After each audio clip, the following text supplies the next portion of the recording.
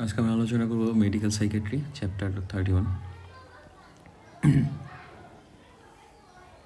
এখান থেকে 10 মার্কের মতন আসে। সাইকিয়াট্রিক ইন্টারভিউর উদ্দেশ্য কী? এমসিকিউ দিয়ে আসতে পারে। একটা হচ্ছে একটা থেরাপিউটিক রিলেশনশিপ ডেভেলপ হবে বিটুইন ডক্টর অ্যান্ড পেশেন্ট। এছাড়াও আমি সিমটম, হিস্ট্রি, ব্যাকগ্রাউন্ড ইনফরমেশন সম্পর্কে জানতে পারবো।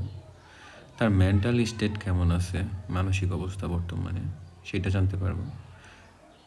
এছাড়াও আমি ইনফরমেশন, রিঅ্যাসুরেন্স এবং অ্যাডভাইস দিতে পারবো পেশেন্টকে।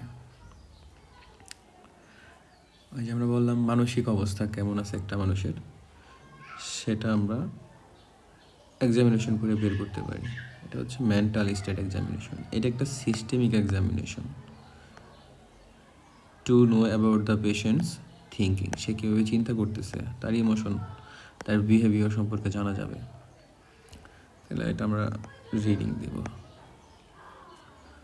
এটা হচ্ছে নাইস টু নো। কী কী পয়েন্ট আছে মেন্টাল স্টেট এক্সামিনেশনের? প্রথমে হচ্ছে জেনারেল অ্যাপিয়ারেন্স এবং বিহেভিয়ার। তার অ্যাপিয়ারেন্সটা দেখব এবং তার বিহেভিয়ার কেমন। সে কি রেস্টলেস? তারপরে তার কনসিয়াস লেভেলটা কেমন সেটা দেখবো আর কি। এখানে এই পয়েন্টগুলো মুখস্থ করবো আর কি। 2 নম্বরে দেখবো স্পিচ, কথা সে কীভাবে বলতেছে। সে কি কথা বলার সময় হঠাৎ করে ওয়ার্ড খুঁজে পাচ্ছে না, কি বলবে সেটা বুঝতেছে না, নাকি কথা বলা শুরু করলে আর থামতে পারতেছে না, মানে চুপ করে থাকতে পারে না, কথা বলতেই হবে, যেটা আমরা ম্যানিয়াতে পাই। তারপরে 3 নম্বর পয়েন্ট হচ্ছে মুড। আমরা সাধারণত একটা মানুষের মুড কীভাবে জাজ করি বা বুঝতে পারি? তার ফেসিয়াল এক্সপ্রেশন দিয়ে, পোশ্চার দিয়ে এবং বডি মুভমেন্ট দিয়ে। যদি মুড খুব ডিপ্রেসড থাকে তাহলে ফেসিয়াল এক্সপ্রেশন সাধারণত স্যাড থাকে, ডাউন। বাট যদি মুড ভালো থাকে তাহলে ফেসিয়াল এক্সপ্রেশনে দেখা যায় হাসি হাসি একটা ভাব। এইখানে একটা ওয়ার্ড আছে অ্যানহেডোনিয়া, এটা জানতে হবে। Nice to no. অ্যানহেডোনিয়া মানে কি? Lack of ability to experience pleasure, মানে কোনো কিছুতেই সে আনন্দ পাইতেছে না। এরপরের পয়েন্ট হচ্ছে থট, মানে সে কীভাবে চিন্তা করতেছে। যেমন সিজোফ্রেনিয়ার পেশেন্টের ক্ষেত্রে বিটুইন আইডিয়াস অ্যাসোসিয়েশন লস হয়ে যাবে। এরপরের পয়েন্ট হচ্ছে অ্যাবনর্মাল বিলিফ। অ্যাবনর্মাল বিলিফ মানে হচ্ছে ডিলিউশন। তাহলে হোয়াট ইজ ডিলিউশন, এটা আমাকে জানতে হবে। ডিলিউশন হচ্ছে একটা ফলস, মানে মিথ্যা এবং ফার্ম বিলিফ। ফার্ম বিলিফ মানে কি? সে যেটা বিশ্বাস করতেছে সেটাতে সে অনর, মানে তাকে আমি প্রমাণ দেখাচ্ছি যে সে যা বলতেছে বা বিশ্বাস করতেছে এটা মিথ্যে, তারপরেও সে বলতেছে না, সে যা ভাবতেছে ওইটাই সত্য। বাট এটা একটা মিথ্যা, সবার জন্য এটা মিথ্যা, কিন্তু তার জন্য এটা সত্য। এবং এর সাথে কালচারাল এবং রিলিজিয়ান কোনো ব্যাকগ্রাউন্ড নাই। যেমন আমরা ইসলামিক দৃষ্টিভঙ্গির দিক থেকে জিনে বিশ্বাস করি, কিন্তু জিন তো কেউ দেখি নাই। বাট জিনে শুধু আমি একা বিশ্বাস করি না, সকল মুসলমানই বিশ্বাস করে। তো এটা হচ্ছে আমার রিলিজিয়াস ব্যাকগ্রাউন্ড, এটাকে আমি ডিলিউশন বলবো না। বাট যদি এমন হয় যে একটা পেশেন্ট মনে করতেছে যে সে অনেক ক্ষমতাশীল একটা লোক, হ্যাঁ, এবং সে যা চায় তাই করতে পারে, তাহলে এটা এক ধরনের ডিলিউশন। যেমন এর উদাহরণ যদি দিই, এটা হচ্ছে গ্র্যান্ডিউস ডিলিউশন। ওকে, আরও কিছু ডিলিউশনের টাইপ আছে, ওইগুলো আমরা পরবর্তীতে আলোচনা করব। এরপর হচ্ছে অ্যাবনর্মাল পারসেপশন। অ্যাবনর্মাল পারসেপশনের 2টা এক্সাম্পল, একটা হচ্ছে ইলিউশন, একটা হচ্ছে হ্যালুসিনেশন।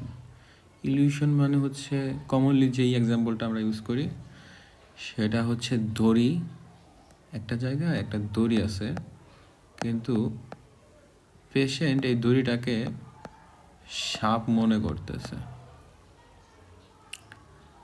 অথবা আরেকটা এক্সাম্পল এমন হইতে পারে, একটু অন্ধকার, মানে হালকা লাইট, বা সন্ধ্যাবেলা, রাতের বেলা, এইখানে রুমের মধ্যে একটা কোট বা শার্ট আছে, এটাকে দেখে পেশেন্ট একটা মানুষ মনে করতেছে। এটাও এক ধরনের ইলিউশন। তাহলে ইলিউশনে কি আছে? কিছু একটা আছে যেটাকে আমরা অন্য কিছু ভাবতেছি। সো এই যে কিছু একটা আছে, এটাকে আমরা বলতেছি স্টিমুলাই। তাহলে ইলিউশনে হচ্ছে একটা রিয়েল স্টিমুলাইয়ের মিসপারসেপশন হচ্ছে। বাট হ্যালুসিনেশনে কি? কোনো স্টিমুলাই নাই, তাহলে কোনো কিছুই নাই, তারপরে আমি সাপ দেখতেছি, এটা হচ্ছে হ্যালুসিনেশনের উদাহরণ। এখন হ্যালুসিনেশনের কয়েকটা টাইপ আছে, যেমন আমরা বলছিলাম ডিলিউশনের টাইপ, এরকম হ্যালুসিনেশনের কিছু সাব টাইপ আছে, যেমন অডিটরি হ্যালুসিনেশন। অডিটরি হ্যালুসিনেশন আছে, ভিজুয়াল হ্যালুসিনেশন আছে। এই অডিটরি হ্যালুসিনেশনটা আমরা কোথায় পাই? সিজোফ্রেনিয়া।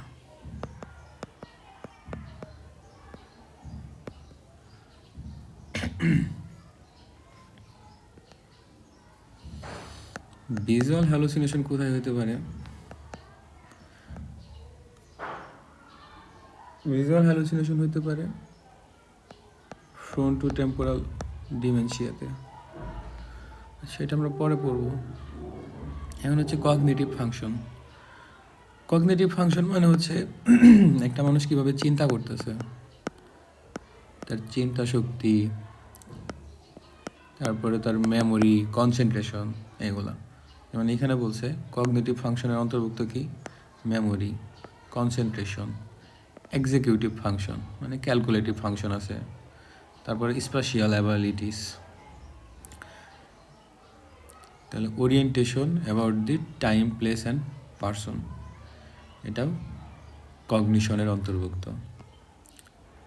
এখন যখন একটা পেশেন্টের ডিলেরিয়াম হয়,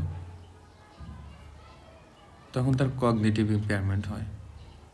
যেমন ডিলেরিয়াম কোথায় হইতে পারে? একটা উদাহরণ যদি বলি, অ্যালকোহল। তাহলে যেই ব্যক্তি অ্যালকোহল খায়, একটু বেশি পরিমাণে অ্যালকোহল খাইলে তার কগনিটিভ ইম্পেয়ারমেন্ট হয়। যেমন সে আবোল তাবোল কথা বলে, কোথায় আছে সেটা সে বলতে পারে না, তারপর কী বলতেছে সেটা সকালে তার মনে পড়ে না। তাহলে এটা হচ্ছে কগনিটিভ ইম্পেয়ারমেন্ট হচ্ছে। এছাড়াও অ্যালকোহল যেহেতু আসছে, অ্যালকোহল কী করতে পারে? সেরেবেলার ডিসফাংশন। সেরেবেলার ডিসফাংশন মানে পেশেন্টের কী হবে? Ataxia, nystagmus, tremor, wide base gait হইতে পারে অ্যালকোহলে, ডিসডিয়া, ডোকোকাইনেশিয়া, এগুলো আমরা সিএনএসে পড়ব।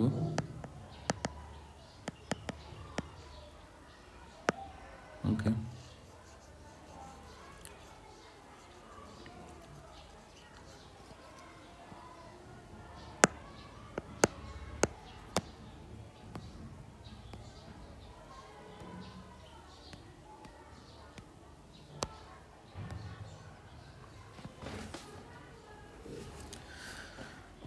এখন এই যে মেন্টাল স্টেট এক্সামিনেশন, এই মেন্টাল স্টেট এক্সামিনেশনের জন্য আমরা দুইভাবে পরীক্ষা করতে পারি একটা পেশেন্টকে। একটা হচ্ছে মকা টেস্ট করতে পারি, হচ্ছে মকা টেস্ট। আরেকটা করতে পারি মিনি মেন্টাল স্টেট এক্সামিনেশন। আরেকটা আছে, সেটা হচ্ছে এডেনব্রুকস কগনিটিভ এক্সামিনেশন। তবে এই দুইটা আমাদের মাস্ট টু নো। আর এখানে মাস্ট টু নো কী ছিল? কগনিশনের কম্পোনেন্ট কী কী? Memory, concentration, visual special abilities. আর এখানে মাস্ট টু নো হচ্ছে ডিলিউশন, ইলিউশন, হ্যালুসিনেশন কি। তারপরে সর্বশেষ পয়েন্টটা কি আছে, patients own understanding of their symptom, মানে পেশেন্ট যে অসুস্থ বা তার মানসিক সমস্যা আছে এটা সে বুঝতেছে কি না। যদি সে এটা না বুঝতে পারে তাকে আমরা বলি lack of insight.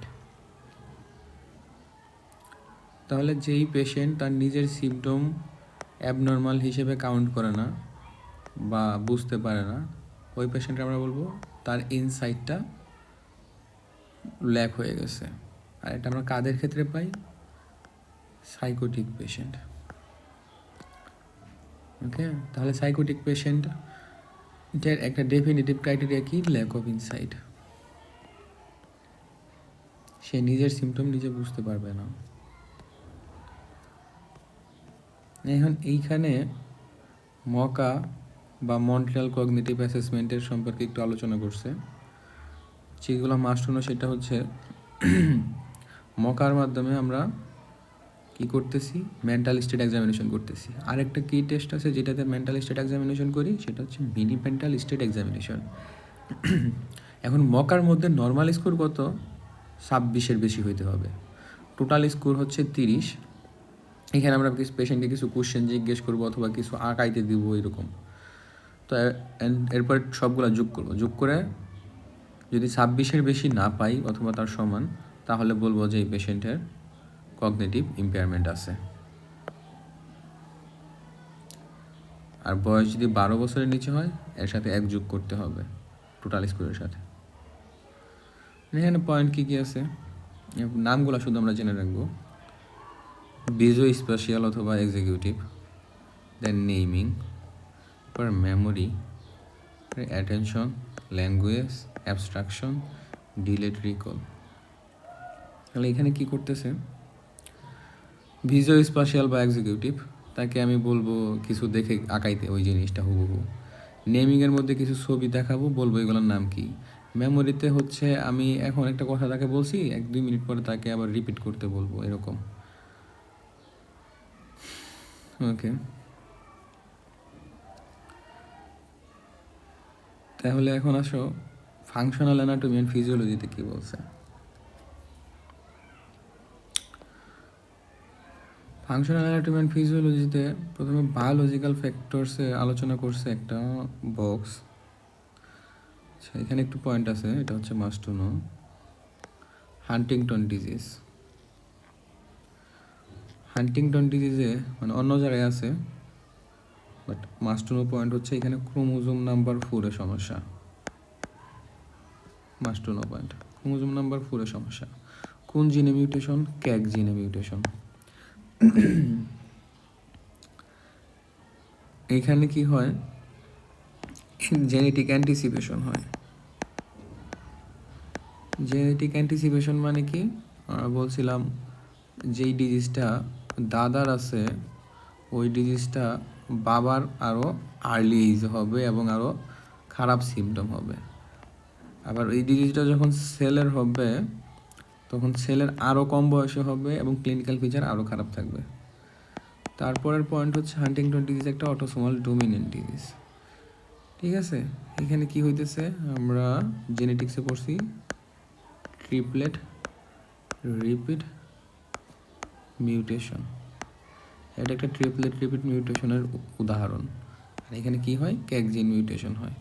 Chromosome number 4-এর সমস্যা, অটোসোমাল ডোমিনেন্ট, জেনেটিক অ্যান্টিসিপেশন থাকে। এই লাইনগুলো must to no.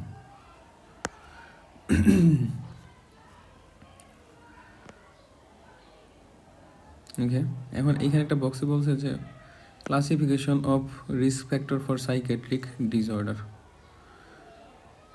Psychiatric disease হওয়ার জন্য কী কী রিস্ক ফ্যাক্টর আছে, কিছু আছে প্রিডিসপোজিং, কিছু প্রেসিপিটেটিং, কিছু পারপেটুয়েটিং। প্রিডিসপোজিংয়ের মধ্যে কি হচ্ছে, জেনেটিক অথবা এপিজেনেটিক ফ্যাক্টর, কনজেনিটাল কিছু ডিফেক্ট। এছাড়াও ডিস্টার্ব ফ্যামিলি ব্যাকগ্রাউন্ড যদি থাকে, ক্রনিক ফিজিক্যাল কোনো ইলনেস যদি থাকে। প্রেসিপিটেটিংয়ের মধ্যে কি হচ্ছে, সে যদি স্ট্রেসফুল লাইফ ইভেন্ট লিড করে, তারপরে একিউট ফিজিক্যাল ইলনেস থাকলে, ড্রাগ অথবা অ্যালকোহল মিসইউজ থাকলে। আর পারপেটুয়েটিংয়ের মধ্যে ল্যাক অফ সোশ্যাল সাপোর্ট। তো এই ফ্যাক্টরগুলো যদি একটা পেশেন্টের থাকে তাহলে তার সাইকিয়াট্রিক ডিজিজ হওয়ার সম্ভাবনা বেড়ে যায়। আর সাইকিয়াট্রিতে সাধারণত আমরা ইনভেস্টিগেশন তেমন একটা করি না, ইনভেস্টিগেশন করি ডিজিজ এক্সক্লুড করতে। বাট তারপর এখানে জেনে রাখবো যে অ্যালকোহল যদি সাসপেক্ট করি ওইখানে আমরা অ্যালকোহল ব্রিদিং টেস্ট করতে পারি। দেন সিরাম অথবা ইউরিন মেটানেফ্রিন, এটা আমরা করি কোন ক্ষেত্রে? ফিউক্রোমোসাইটোমা ডায়াগনোসিসের জন্য। এটা মাস্ট নো, অ্যান্ডোক্রাইনে পড়বো আবার। আর অ্যানোরেক্সিয়া নার্ভোসাতে আমরা কী করি? বোন মিনারেল ডেন্সিটিটা দেখি, এটা হচ্ছে নাইস টু নো। এখন আমরা আলোচনা করব ব্রেন স্ট্রাকচার এবং ফাংশন। এখানে বলছে যে যেই ব্যক্তির অ্যালজাইমার ডিজিজ হয় তার জেনারেলাইজড সেরেব্রাল অ্যাট্রফি হয়। জেনারেলাইজড সেরেব্রাল অ্যাট্রফি মানে হচ্ছে এটা হচ্ছে একটা ব্রেন যদি চিন্তা করি, বয়স বাড়ার সাথে সাথে ব্রেনের সাইজ একটু ছোটো হয়, এটা স্বাভাবিক। বাট অ্যালজাইমার ডিজিজের কী হয়? এই স্বাভাবিকের থেকে বেশি সাইজ ছোটো হয় এবং এটা পুরা ব্রেনে হয়, একটা স্পেসিফিক জায়গা না, সম্পূর্ণ ব্রেনই সাইজে ছোটো হয়ে যায়। অন্যদিকে সিজোফ্রেনিয়ার পেশেন্টের কী হইতেছে? সিজোফ্রেনিয়ার পেশেন্টের ব্রেন সাইজটা একটু ছোটো হবে কিন্তু ভেন্ট্রিকল সাইজগুলো বড় হবে। আমরা জানি এটা যদি একটা ব্রেন হয়, ব্রেইনের ভিতরে কি থাকে? সিটি স্ক্যানে যে আমরা দেখতে পারি এরকম কিছু ভেন্ট্রিকল থাকে, হ্যাঁ, যেখানে সিএসএফ সার্কুলেশন করতেছে আর কি। এই ভেন্ট্রিকলের সাইজগুলো বড় হয়ে যায়, ভেন্ট্রিকুলো মেগালি বলি ওই কন্ডিশনকে, প্লাস ব্রেন সাইজ ছোটো হয়ে গেছে। এটা কোথায় পাবো? সিজোফ্রেনিয়াতে। তাহলে এই দুইটা পয়েন্ট হচ্ছে মাস্ট টু নো।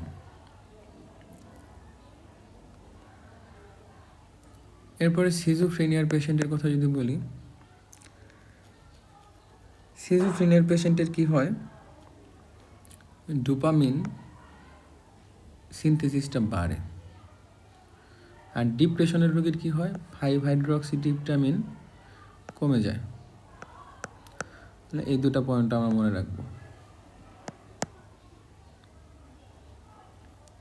পার্কিনসন ডিজিজের রোগীর কি হয়? ডোপামিন বাড়ে না কমে? ডোপামিন কমে। তাহলে আমরা মনে রাখবো পিডি, এইখানে কি আছে শেষে? ডি, ডিতে ডোপামিন। তাহলে পিডি পার্কিনসন ডিজিজে যেহেতু ডি আছে এখানে ডিটা কমে, তাহলে পার্কিনসন ডিজিজে ডোপামিন কমে। তাহলে ডোপামিন বাড়ে, ওই কন্ডিশনকে কি বলবো? সিজোফ্রেনিয়া। ঠিক আছে। আর 5-হাইড্রোক্সিট্রিপটামিন বা সেরোটোনিন এটা যদি কমে তাহলে ডিপ্রেশন। এই তিনটা পয়েন্ট মাস্ট টু নো। এখন একটা পেশেন্ট আমার কাছে আসছিল ডিপ্রেশন নিয়ে।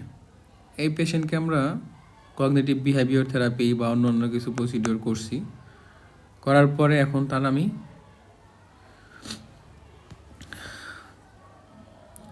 কগনিটিভ বিহেভিয়ার থেরাপি দিছি। থেরাপি দেওয়ার পরে এখন টেস্ট করে দেখতেছি যে তার এমআরআই করে দেখতেছি যে অ্যান্টেরিয়র সিঙ্গুলেট জাইরাস অ্যাক্টিভিটি বেড়ে গেছে। এটা ইন্ডিকেট করে পেশেন্ট ইমপ্রুভ হচ্ছে। অ্যান্টেরিয়র সিঙ্গুলেট জাইরাস হচ্ছে ব্রেনের একটা অংশ আর কি। তারপর এখানে বলছে এমআরআই দিয়ে আমরা অ্যাকুরেটলি প্রেডিক্ট করতে পারি দ্য ডেভেলপমেন্ট অফ সিজোফ্রেনিয়া। এখানে পেশেন্টের কী হবে? জেনারেলাইজড গ্রে ম্যাটার লস হবে। তাহলে সিজোফ্রেনিয়ার জন্য ভালো টেস্ট কোনটা? এমআরআই, কারণ অ্যাকুরেটলি প্রেডিক্ট করতে পারতেছি। আর পুর প্রগনোসিস কখন বলবো সিজোফ্রেনিয়ার? যখন জেনারেলাইজড গ্রে ম্যাটার লস হবে, মানে সমস্ত ব্রেনের গ্রে ম্যাটার লস হবে।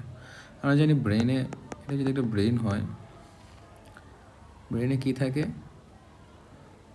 গ্রে ম্যাটার থাকে, আর কিছু থাকে কি? White matter. হোয়াইট ম্যাটারগুলো কোনগুলো? ফাইবার যেগুলো, নার্ভ, হ্যাঁ, এগুলো হচ্ছে হোয়াইট ম্যাটার। আর গ্রে ম্যাটার কি? সেল বডি যেগুলা। নার্ভ তো অরিজিন হয় একটা সেল বডি থাকে, সেল বডি থেকে নার্ভ হইতেছে না, তো এই সেল বডি যেগুলা, এগুলাকে বলতেছি গ্রে ম্যাটার।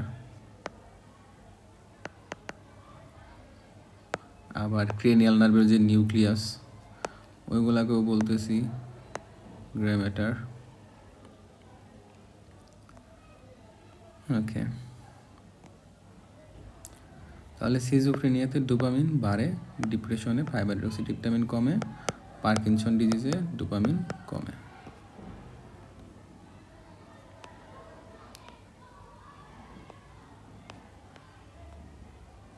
এনে বলছে অ্যানানক্যাস্টিক পার্সোনালিটি, মানুষের বিভিন্ন ধরনের পার্সোনালিটি থাকে, তার মধ্যে একটা উদাহরণ হচ্ছে ক্যাস্টিক।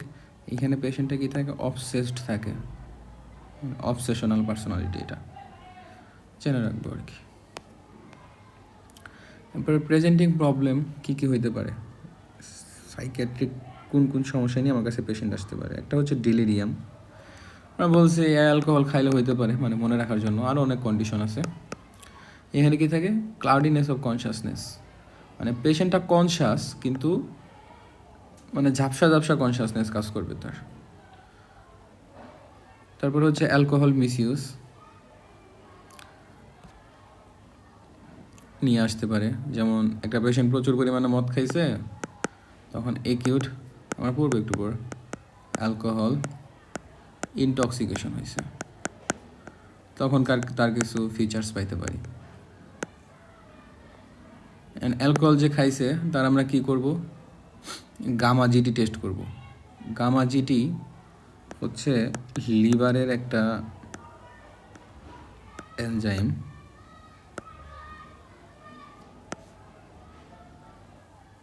যেটা আর কি অ্যালকোহল খাইলে বাড়ে। এরপরে ফাইব্রো স্ক্যান করতে পারি, টু মেজার দ্য ফাইব্রোসিস এবং স্ট্যাটোসিস। তো এই দুইটা লাইন আমরা জেনে রাখবো। হচ্ছে সাবস্ট্যান্স মিসইউজ, এছাড়াও ডিলিউশন এবং হ্যালোসিনেশন নিয়ে আসতে পারে। তো সাবস্ট্যান্স মিসইউজে কী কী ছিল? Complication arising from the root of the use, এটা 1 নম্বর পয়েন্ট। আর কি হইতে পারে? Pressure to prescribe misuse substance. তো সাবস্ট্যান্স মিসইউজ হচ্ছে আমরা কী কী সাবস্ট্যান্স মিসইউজ করি?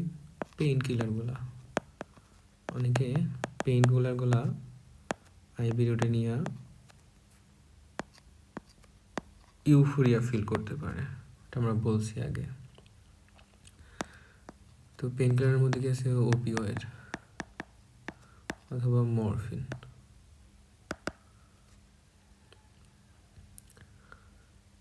এছাড়াও কী কী সাবস্ট্যান্স আছে? গাঁজা বা ক্যানাবিস ইন্ডিকা। আবার কেউ হিরোইন নিতে পারে। ওকে, তাহলে আমরা 1 নম্বর পয়েন্ট বলতেছিলাম এই সাবস্ট্যান্স মিসইউজ কী কী করতে পারে? কমপ্লিকেশন করতে পারে কিছু, ডিউ টু যেই রুট ইউজ করতেছি ওই রুটের জন্য। যেমন যদি আইবি দেই একটা মানুষের, আমি আইবি ইঞ্জেকশন দেওয়ার মাধ্যমে ড্রাগ পুশ করতেছি যখন, সে তো আর প্রফেশনাল না, তাই না? হেলথ কেয়ারের সাথে রিলেটেড কোনো ব্যক্তি না, সে জানে না কীভাবে করতে হয়। আমরা তো প্রথমে স্কিনটাকে করব, হেক্সিসল দিয়ে পরিষ্কার করব,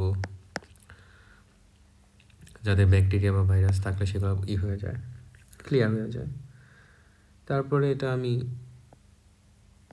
ইনজেক্ট করতেছি, বাট সে সরাসরি ইনজেক্ট করে। আর আমরা তো একটা ইনজেকশন একবার ইউজ করি, সে দেখা যায় একটা ইনজেকশন অনেকবার ইউজ করতেছে, অথবা মাল্টিপল পার্সন একই ইনজেকশন ইউজ করতেছে, যার জন্য ওই পেশেন্টের যেই ডিজিজ আছে সেইটা আরেকটা ব্যক্তিতে যে সেম ইনজেকশন ইউজ করতেছে তাতে ট্রান্সফার হতে পারে। এই জন্য আমরা কী কী পাইতেছি? কিছু লোকাল ইফেক্ট, কিছু সিস্টেমিক ইফেক্ট। লোকাল ইফেক্টের মধ্যে কি? সে ভালোভাবে ইনজেকশনটা পুশ করতে পারতেছে না, অথবা ইনজেকশন দেওয়ার সময় ইনজুরি করে ফেলছে, তখন কি হবে, যদি লোকাল টিস্যু ইনজুরি হয়েছে, লোকাল টিস্যু ইনজুরি হইলে এখানে কি হইতেছে, ইনফেকশন বা ইনফ্লামেশন হইলে জানি এখানে নিউট্রোফিল আসবে, পাস ফর্মেশন হবে। আর এক্সটেন্সিভ পাসকে আমরা কি বলতেছি, অ্যাবসেস। তো এখানে আমি অ্যাবসেস পাবো। এছাড়াও সেল ইনজুরি বা সেল ইনফ্লামেশন হচ্ছে, এই জন্য সেলুলাইটিস। দেন থ্রোম্বোসিস হইতে পারে, মানে ক্লট ফর্মেশন হইতে পারে। এরপরে সিস্টেমিক ইফেক্ট, মানে সারা দেহে কী কী হইতে পারে, ব্যাকটেরিয়াল, এন্ডোকার্ডাইটিস হইতে পারে। এটা আমরা কার্ডিওলজিতে পড়বো। আচ্ছা, আসছে যেহেতু আমি একটা পেশেন্টকে ইঞ্জেকশন পুশ করতেছি, আমরা জানি কি স্কিনে কি থাকে। স্কিনে অনেক ধরনের নর্মাল ফ্লোরা থাকে, তার মধ্যে মোস্ট ইম্পর্ট্যান্ট হচ্ছে স্ট্যাফ অরিয়াস। এটা আমরা মনে রাখবো, এটা must to no. Staph aureus স্কিনে থাকে। তো কোনো কারণে যদি স্কিনে আমার ড্যামেজ হয়, হ্যাঁ, মানে নর্মালি তো এটা স্কিন ইনট্যাক্ট, কোনো কারণে যদি এখানে স্কিন অ্যাব্রেশন মানে ফাইটা গেছে অথবা ছিঁড়ে গেছে, বা আমি নিডেল ইনজুরি করছি, pin prick, deep pin prick আর কি, তখন স্কিনের যেই অর্গানিজমগুলা, সেগুলো একটা ওয়ে অফ এন্ট্রি পাবে ইনটু দ্য ব্লাড। আগে তো সে ব্লাডে সরাসরি ঢুকতে পারতেছিল না, এখন সেই স্কিন ভেদ করে সহজেই ব্লাডে ঢুকতে পারবে। এই জন্য স্ট্যাফ অরিয়াস দিয়ে ইনফেকশনটা বেশি হইতেছে। সো আমরা একটু আগেও বলছি যে এই সকল পেশেন্ট আগে স্কিন পরিষ্কার করে না হেক্সিসল দিয়ে। তো এইখানে কি করতেছে, স্কিনের যে অর্গানিজমটা, যেমন স্ট্যাফ অরিয়াস, যখন আমি ইনজেকশন স্কিনে পুশ করতেছি, সে ইনজেকশনের সাথে ব্লাডে ঢুকে যেতে পারে। ব্লাডে যখন ঢুকলো, আমরা জানি সার্কুলেশন আলটিমেটলি কোথায় আসে, রাইট এট্রিয়ামে, superior vena cava, inferior vena cava দিয়ে। এরপরে চাইতেছে হচ্ছে রাইট ভেন্ট্রিকল থেকে যাবে কোথায়, পালমোনারি আর্টারি, দেন লাংস হয়ে লেফট এট্রিয়ামে চলে আসবে, দেন লেফট ভেন্ট্রিকল হয়ে সারা দেহে প্রবাহিত হবে। তো এই যে স্ট্যাফ অরিয়াসটা আসলো, সে কি করে, সে আগে ইনজুরিড না, মানে আগে নর্মাল বাল্ব ছিল। হার্টের যদি একটা নর্মাল বাল্ব আমি চিন্তা করি,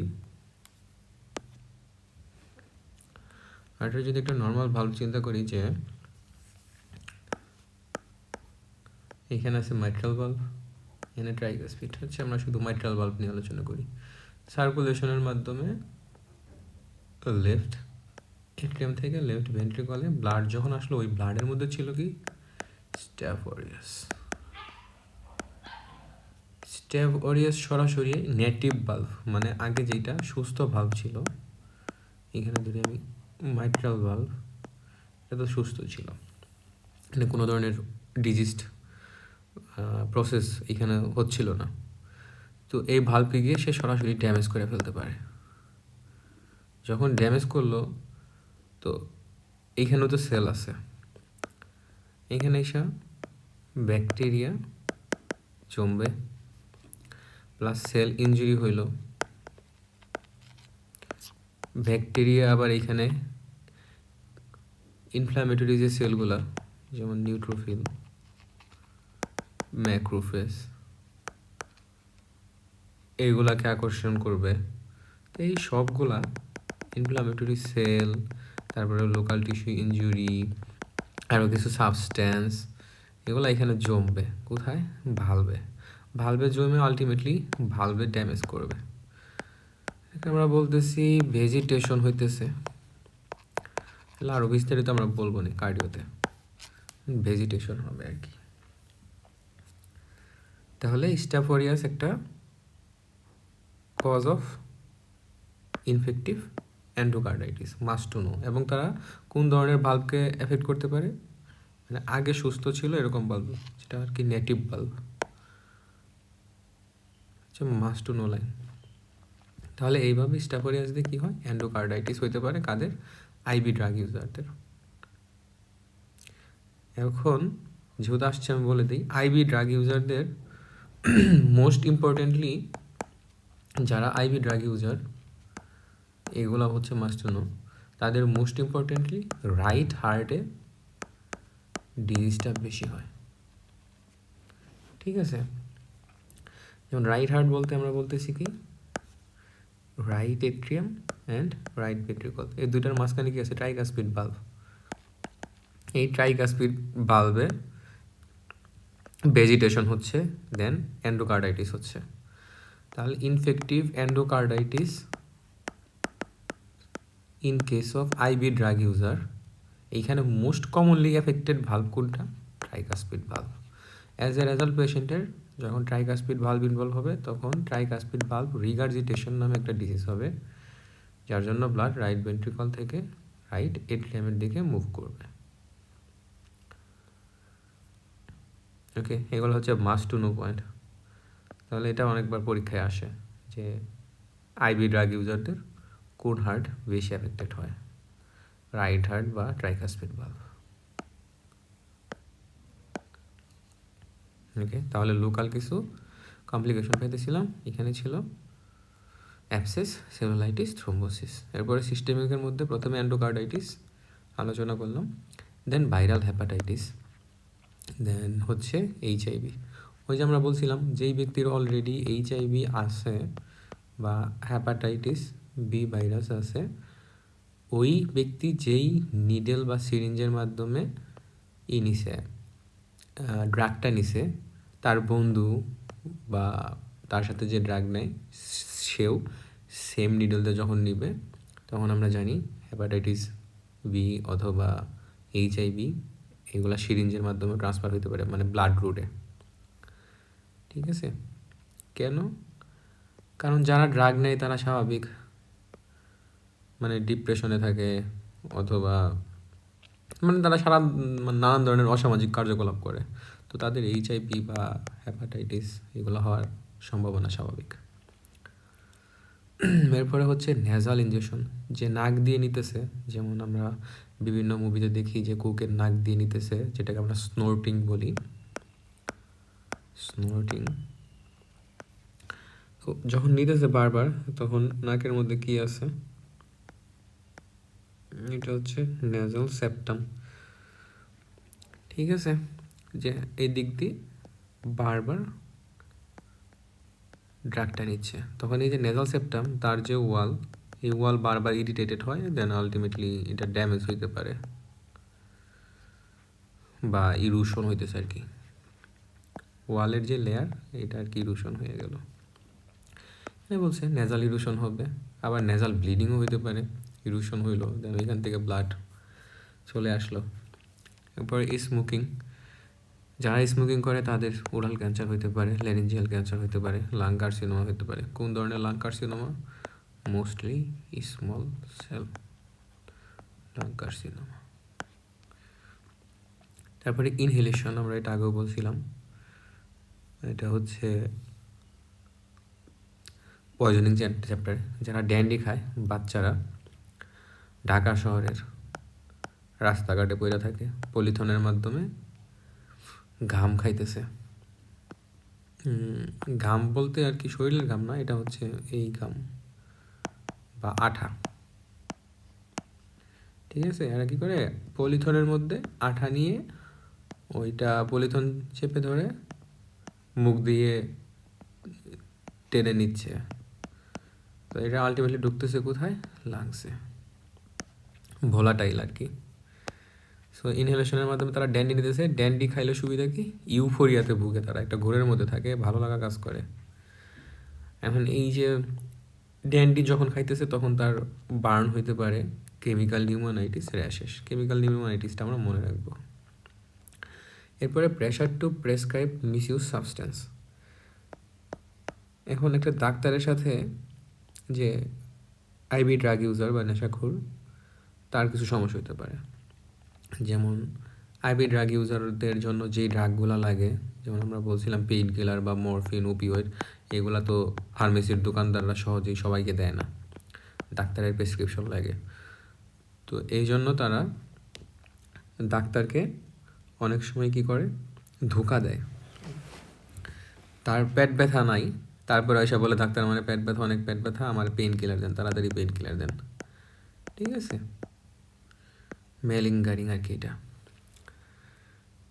তারা ডাক্তারকে ধোকা দিতেছে, ডাক্তারকে ম্যানিপুলেট করতেছে যে আমাকে দেন, দিলে আমি ঠিক হয়ে যাবো।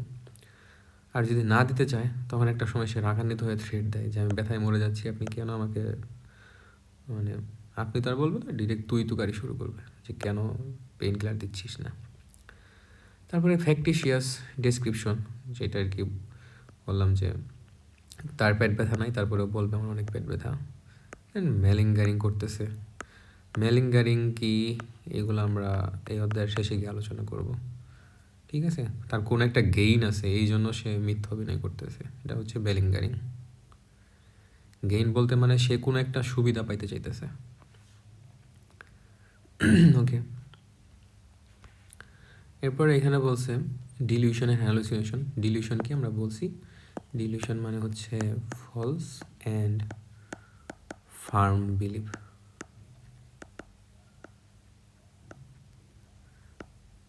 despite evidence of contrary which is held by the patient. ওকে, তাহলে ডিলিউশন, হ্যালুসিনেশন এগুলো তো অ্যাবনর্মাল বিলিভ অ্যান্ড পারসেপশন, যেগুলোর কোনো রেশনাল বেসিস নাই, মানে কালচারাল অথবা রিলিজিয়াস ব্যাকগ্রাউন্ডের সাথে রিলেটেড না। তো ডিলিউশনের ডেফিনেশন আমরা আগেও পড়ছি, এখানে আবার বলছে ফলস বিলিভ, যেটা পেশেন্টের কালচারাল ব্যাকগ্রাউন্ড অথবা রিলিজিয়াস ব্যাকগ্রাউন্ডের সাথে সম্পৃক্ত না, মানে জিনে বিশ্বাস করা, ভূতে বিশ্বাস করা, এগুলোর সাথে রিলেটেড না। ডেসপাইট এভিডেন্স অফ কন্ট্রারি, এখানে কি থাকে, হেল্ড উইথ কনভিকশন স্ট্রংলি, মানে পেশেন্ট যা বিশ্বাস করতেছে সেটা সে অনড় থাকে। কী কী ডিলিউশন আছে এখানে, হচ্ছে পারসিকিউটরি ডিলিউশন, এগুলো আমাকে জানতে হবে, মাস্ট টু নো। পারসিকিউটরি ডিলিউশন মানে কি, একবার দিবে রিপিট রিভাইজ দিলেই হবে। এটা পেশেন্ট মনে করে তার ক্ষতি করবে কেউ, ঠিক আছে। হাইপোকন্ড্রিয়াল মানে কি, এটা হচ্ছে মাস্ট মাস্ট মাস্ট মাস্ট, ঠিক আছে। মনে করে তার বড় কোনো অসুখ আছে, যেমন এই ক্ষেত্রে ম্যাক্সিমাম ক্ষেত্রেই মনে করে ক্যান্সার আছে, এই জন্য সে বারবার টেস্ট করাইতে চায়। এরপর হচ্ছে গ্র্যান্ডিউস ডিলিউশন, এটা আমরা আগেও বলছি, সে মনে করে তার স্পেশাল পাওয়ার আছে অথবা তার সোশ্যাল স্ট্যাটাস অনেক বড়, মানে সে অনেক হেডামলা লোক আর কি। দেন নিহিলিস্টিক ডিলিউশন, নিহিলিস্টিক ডিলিউশন মানে কি, সে মনে করবে তার কোনো একটা বডি পার্ট মিসিং অথবা সে মৃত, ঠিক আছে। মানে এখানে বলছে my head is missing, I have no body, I am dead, এরকম উদাহরণ দিবে। ওকে, তাহলে এখানে ডিলিউশনের সবগুলা point red line must to know. Substance miss ইউজও আসে এখানে, যে আইভি ড্রাগ ইউজারের যেই সাইড ইফেক্টগুলা মাস্ট টু নো। ওকে, এখন হচ্ছে হ্যালোসিনেশন। হ্যালোসিনেশন আমরা বলছিলাম যে কোনো রিয়েল স্টিমুলাই থাকবে না। ইলিউশন তো রিয়েল স্টিমুলাই ছিল, যে দড়িকে সাপ দেখতেছিল, বাট হ্যালোসিনেশনে কিছুই নাই, এরপরে সাপ দেখতেছে, এটা হচ্ছে ভিজুয়াল হ্যালোসিনেশন। আর কি হ্যালোসিনেশন হইতে পারে, অডিটরি হ্যালোসিনেশন। অডিটরি হ্যালোসিনেশনে কী হইতেছে, পেশেন্ট কিছুই, মানে কেউ কথা বলতেছে না আশেপাশে, বাট সে শুনতেছে,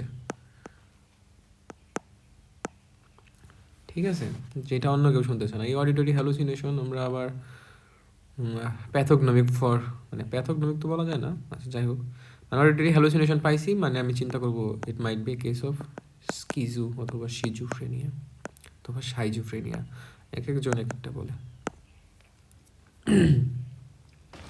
তাহলে এখানে কোনো রিয়েল স্টিমুলা নাই, এটা আমরা আগে থেকেই জানি। এরপরে must to know, most commonly কী হতে পারে, ভিজুয়াল এবং অডিটরি, মাস্ট টু নো।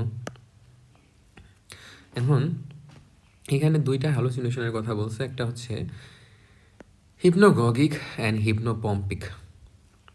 হিপনোগগিক এবং হিপনোপম্পিক কি, আমরা খেয়াল করব যে আমরা যখন ঘুমাইতে যাই, মানে হালকা একটু কাঁচা কাঁচা ঘুম হয়েছে, 2-3 মিনিট ধরে ঘুম হয়েছে, ওই টাইমে আমার শরীর দুর্বল হয়ে যায়, মানে আমি হ্যালুসিনেট করি কাইন্ড অফ, হ্যাঁ।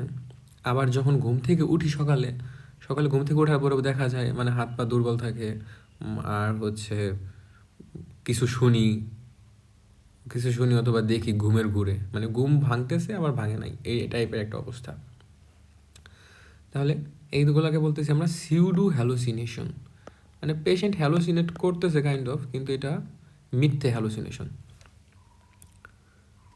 হ্যালুসিনেশনের ডেফিনেশনে আমরা বলছিলাম কি, যে sensory perception occurring without external stimuli. Pseudo হ্যালুসিনেশনে কি হচ্ছে, কোনো এক্সটার্নাল স্টিমুলাই নাই, কিন্তু ব্যক্তি মনে করতেছে সে হ্যালুসিনেট করতেছে, ঠিক আছে, কাউকে দেখবে অথবা কথা শুনবে এরকম, কারণ সে কাঁচা ঘুমে গেছে অথবা কাঁচা ঘুম ভেঙে উঠছে। যেমন যখন সে ঘুমাইতে গেছে, হোয়েন ফলিং অ্যাসলিপ, এটাকে আমরা বলতেছি হিপনোগগিক হ্যালুসিনেশন, হিপনোগগিক সিউডো হ্যালুসিনেশন। আবার ঘুম থেকে যখন উঠতেছে তখন যে হ্যালুসিনেশন হয় তাকে বলি হিপনোপম্পিক হ্যালুসিনেশন। এখন হিপনোগগিক মানে কি আমার ডিউরিং ফলিং অ্যাসলিপ হ্যালুসিনেশনটা, নাকি হিপনোপম্পিক, এটা একটা কনফিউশন লাগে। এই জন্য আমরা মনে রাখবো কি হিপনোপম্পিক, পম্পিকের মধ্যে কি আছে পিও। আমরা যদি পরে শব্দটাকে ইংলিশে লিখি তাহলে কি এইভাবে পিও পরে, তাহলে ঘুম থেকে ওঠার পরে যে হ্যালুসিনেশন হয় সেটাকে আমরা বলবো হিপনোপম্পিক হ্যালুসিনেশন। ওকে, এটা হচ্ছে নাইস টু নো। এটা হচ্ছে একটা নর্মাল প্রসেস, এটা প্যাথোলজিক্যাল না। হ্যাঁ, আর ইলিউশন মানে কি এটা আমরা আগে বলছি, এখানে আর বললাম না। এখন হচ্ছে ক্লিনিক্যাল অ্যাসেসমেন্ট অফ হ্যালুসিনেশন। এটা আমরা বলছি যে সিজোফ্রেনিয়াতে সাধারণত অডিটরি হ্যালুসিনেশন থাকে জেনারেলি, আবার ভিজুয়াল হ্যালুসিনেশন থাকতে পারে, টেস্ট এবং স্মেলের হ্যালুসিনেশনও থাকতে পারে। যেমন একটা ব্যক্তি কোনো কিছু টেস্ট পাইতে পারে, ধরি আমরা সে মনে করতেছে তেঁতুলের একটা টেস্ট পাইতেছে, কিন্তু সে তেঁতুল খায় নাই। হ্যাঁ, এই যেমন আমি যখন তেঁতুল শব্দটা বলছি তখন জিহ্বায় পানি চলে আসছে না? ওকে, তারপরে হচ্ছে স্মেল, আশেপাশে কোনো কিছুর স্মেল নেই বাট সেই স্মেল পাইতেছে, এটাও এক ধরনের হ্যালুসিনেশন হইতে পারে। এটা সাধারণত কাদের বেশি হয়, যারা সাবস্টেন্স মিসইউজ করে, একটু আগে বলছি আমরা সাবস্টেন্স মিসইউজ কি। তারপরে যারা ডিলিরিয়াম নিয়ে ভুগতেছে, যেমন অ্যালকোহলের খাওয়া ব্যক্তি। এরপরে টেম্পোরাল লোব এপিলেপসি, এই লাইনটা আমরা মনে রাখবো কারণ এটা সিএনএসে গিয়ে আমরা আবার পড়বো, এটা হচ্ছে মাস্ট টু নো। তাহলে টেম্পোরাল লোব এপিলেপসি যাদের, তাদের টেস্ট অথবা স্মেল হ্যালুসিনেশন হতে পারে। আর ভিজুয়াল হ্যালুসিনেশনটা সাধারণত লেওবডি ডিমেনশিয়াতে হয়। তাহলে এখানে মাস্ট টু নো লাইন হচ্ছে তিনটা। সিজোফ্রেনিয়াতে অডিটরি হ্যালুসিনেশন, ভিজুয়াল হ্যালুসিনেশনটা মোস্টলি লেওবডি ডিমেনশিয়াতে পাই, এটা কি আমরা পরে পড়বো। আর টেম্পোরাল লোব এপিলেপসিতে কি পাই, টেস্ট এবং স্মেলের হ্যালুসিনেশন। এখন আছে কিছু হ্যালুসিনেশন মুডের উপরে ডিপেন্ড করে, ঠিক আছে, এদেরকে আমরা বলতেছি হচ্ছে মুড কনগ্রুয়েন্ট। মুড কনগ্রুয়েন্ট মানে কি, একটা পেশেন্ট যখন অনেক বেশি ডিপ্রেসড, হ্যাঁ, মুডটা যখন তার ডাউন হয়ে যাচ্ছে, তখনই শুধুমাত্র সে যদি হ্যালুসিনেট করে, তখন আমরা বলতেছি যে পেশেন্টের হ্যালুসিনেশনটা মুডের উপরে ডিপেন্ডেন্ট, আর এটা হচ্ছে ডিপ্রেসিভ সাইকোসিস। যেহেতু হ্যালুসিনেশন এটা কাদের হয়,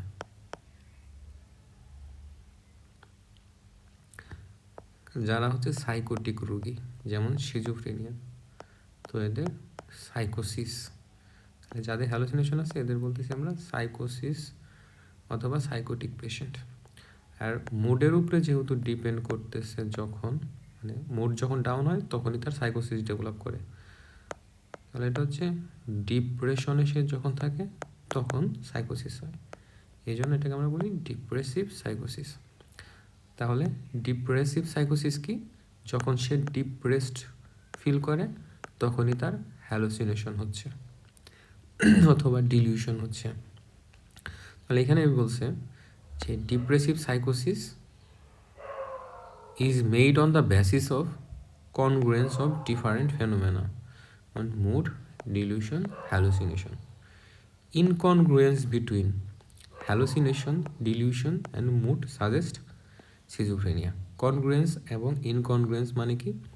কনগ্রুয়েন্স মানে হচ্ছে একটা পেশেন্টের, মানে বাংলায় বলতেছি, একটা পেশেন্টের হ্যালুসিনেশন যদি মুডের উপরে ডিপেন্ড করে তখন এটাকে আমরা বলতেছি কনগ্রুয়েন্স, মানে মুড কনগ্রুয়েন্স।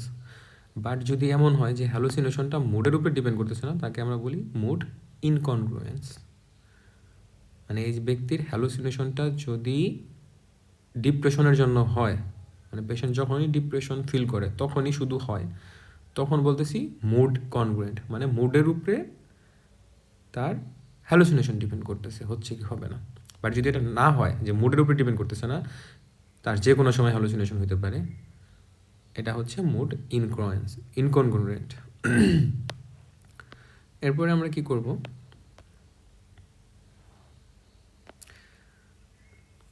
যে কোনো সাইকোসিসের রোগী আমরা বলছি ডিলিউশন এবং হ্যালুসিনেশন থাকবে,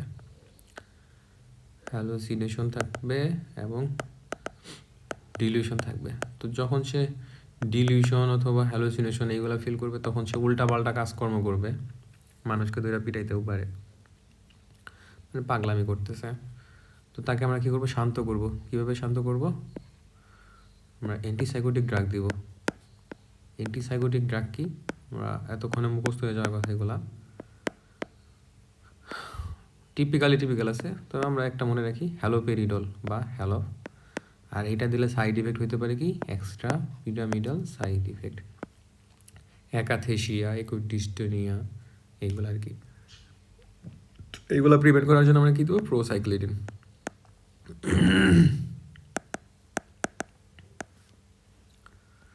ওকে,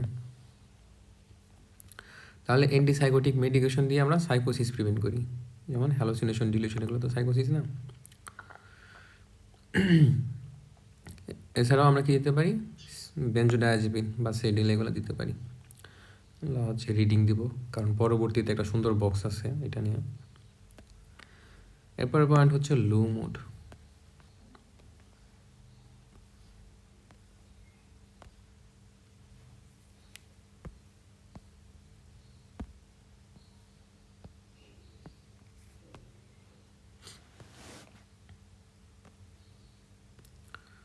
ওকে, লো মুড মানে আমরা জানি ডিপ্রেশন।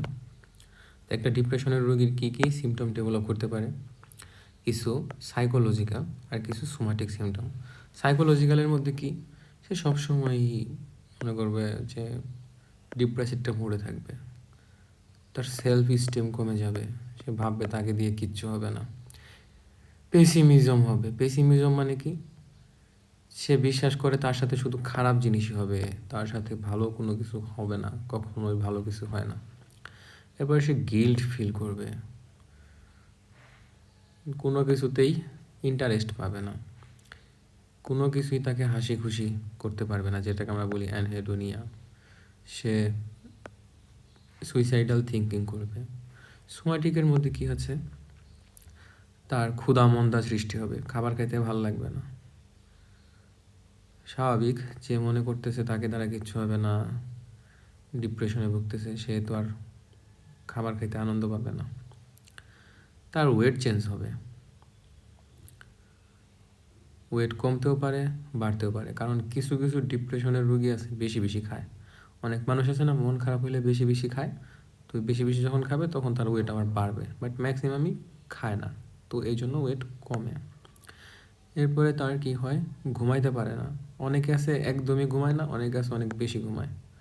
এরপরে কী হতে পারে, ফ্যাটিকনেস ডেভেলপ করতে পারে, মানে একটু কাজ করলেই মনে হয় দূর ভাল লাগতেছে না, হাত পা ব্যথা করতেছে, এটা হচ্ছে ফ্যাটিক। এরপরে তার লস অফ লিবিডো হবে। আমাদের জানতে হবে লিবিডো মানে কি। লিবিডো মানে হচ্ছে একটা মানুষের সেক্সুয়াল ডিজায়ার, মানে ইন্টারকোর্স করার জন্য যে তার এটা আকাঙ্ক্ষাটা, এটাকে বলি লিবিডো।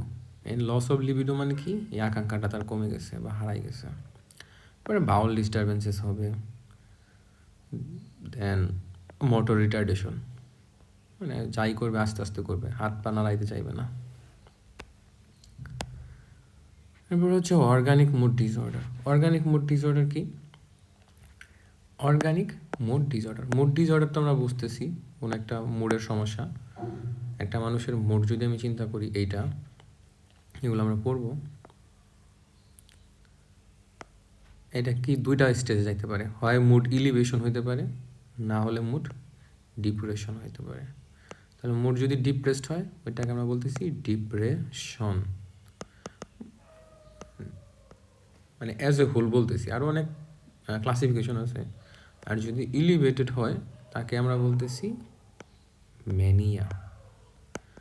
কারোর যদি ম্যানিয়া প্লাস ডিপ্রেশন দুইটাই থাকে, মানে এখন ম্যানিয়া হচ্ছে, একটু পরে আবার ডিপ্রেশন হচ্ছে, এদেরকে আমরা বলতেছি বাইপোলার। ঠিক আছে, প্রত্যেকটি আলোচনা করবো আমরা। তো অর্গানিক মুড ডিসঅর্ডার কি? এই যে একটা পেশেন্টের ম্যানিয়া অথবা ডিপ্রেশন অথবা বাইপোলার ডিসঅর্ডার, এগুলা হচ্ছে কোনো একটা অর্গানিক কজে। অর্গানিক কজ মানে কি? পেশেন্টের কোনো একটা ডিজিজ আছে, এই ডিজিজের জন্য এই মুডের এই ভ্যারিয়েশনটা হচ্ছে। এরকম কী কী ডিজিজ আছে যেটা আমার ডিপ্রেশন, ম্যানিয়া অথবা বাইপোলার যে কোনো একটা করতে পারে? যেমন নিউরোলজিক্যাল কিছু ডিজিজ, সেরেব্রোভাস্কুলার ডিজিজ, যেমন কি স্ট্রোক। যার স্ট্রোক হয় সে অনেক দিন ধরে বেডে পড়ে থাকে, সে ডিপ্রেশনে পড়ে যাইতেই পারে। এরপরে cerebral tumour, multiple sclerosis, Parkinson disease, Huntington disease, Alzheimer disease, epilepsy. Then কিছু ইনফেকশন আছে, টোক্সো, ইনফেকশাস মনোনিউক্লিয়াস, এগুলো আমরা রিডিং দিব, সব তো মনে রাখা সম্ভব না। নিউরোলজিক্যালগুলো ইম্পর্টেন্ট আছে। দেন এন্ডোক্রাইন তো মাস্ট, ড্রাগ কজগুলো মাস্ট, এগুলো আমরা বারবার রিডিং দিব। যেমন এখানে বলছে ফেনোথায়াজিন, এটা ইম্পর্টেন্ট। গ্লুকোকর্টিকয়েড বা স্টেরয়েড, ওসিপি, ইন্টারফেরন, তো এখানে ড্রাগগুলো ইম্পর্টেন্ট, ফেনোথায়াজিন, গ্লুকোকর্টিকয়েড, ওসিপি। তো মহিলারা ওসিপি খায়, তো মহিলাদের এটা একটা ইম্পর্টেন্ট কজ, ওরাল কন্ট্রাসেপটিভস। দেন এন্ডোক্রাইনের মধ্যে কী আছে? হাইপোথাইরয়েডিজম। হাইপোথাইরয়েডিজমের রোগীদের ডিপ্রেশন হয়, এটা আমরা এন্ডোক্রাইনে পড়বো। হাইপার থাইরয়েডিজম, এদের কী হবে? ম্যানিয়া, মানে বেশি বেশি কাজকর্ম করতেছে, মানে হাইপার অ্যাক্টিভিটি। এরপরে কোশিং সিনড্রোম আছে, এডিশনস ডিজিজ আছে, হাইপার প্যারাথাইরয়েডিজম, এগুলো সব লাগবে। আর ম্যালিগনেন্ট ডিজিজও মুড ডিসঅর্ডার করতে পারে। যেমন হঠাৎ করে ডায়াগনোসিস হয়েছে ক্যান্সার, সে তখন কি করবে? ডিপ্রেশনে ভুগবে। তাহলে কী হইতেছে? কোনো একটা অর্গানিক ডিজিজ আছে যার জন্য মুড ডিস্টারবেন্সেস হইতেছে, এটাই হচ্ছে অর্গানিক মুড ডিসঅর্ডার।